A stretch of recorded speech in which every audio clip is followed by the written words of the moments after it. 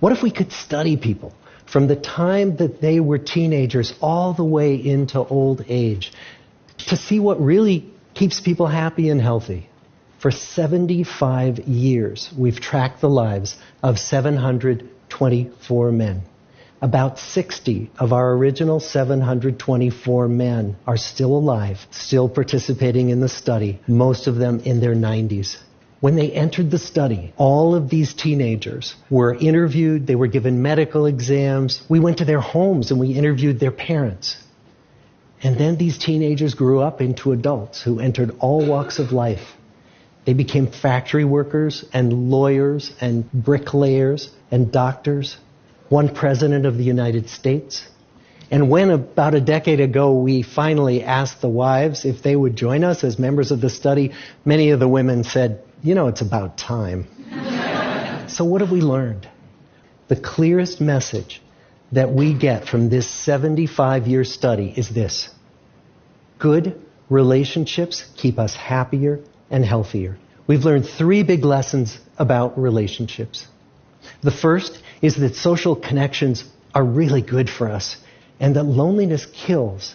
It turns out that people who are more socially connected to family, to friends, to community are happier, they're physically healthier, and they live longer than people who are less well connected. And the sad fact is that at any given time, more than 1 in 5 Americans will report that they're lonely. And we know that you can be lonely in a crowd and you can be lonely in a marriage. So the second big lesson that we learned is that it's not just the number of friends you have, and it's not whether or not you're in a committed relationship, but it's the quality of your close relationships that matters. It turns out that living in the midst of conflict is really bad for our health. High conflict marriages, for example, without much affection, turn out to be very bad for our health, perhaps worse than getting divorced. And living in the midst of good, warm relationships is protective.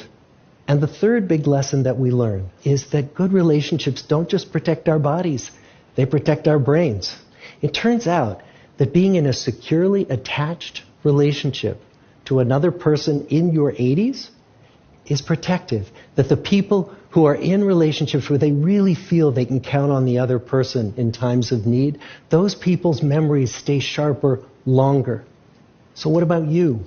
Let's say you're 25, or you're 40, or you're 60. What might leaning into relationships even look like? It might be something as simple as replacing screen time with people time, or livening up a stale relationship by doing something new together. Long walks or date nights, or reaching out to that family member who you haven't spoken to in years. The good life is built with good relationships.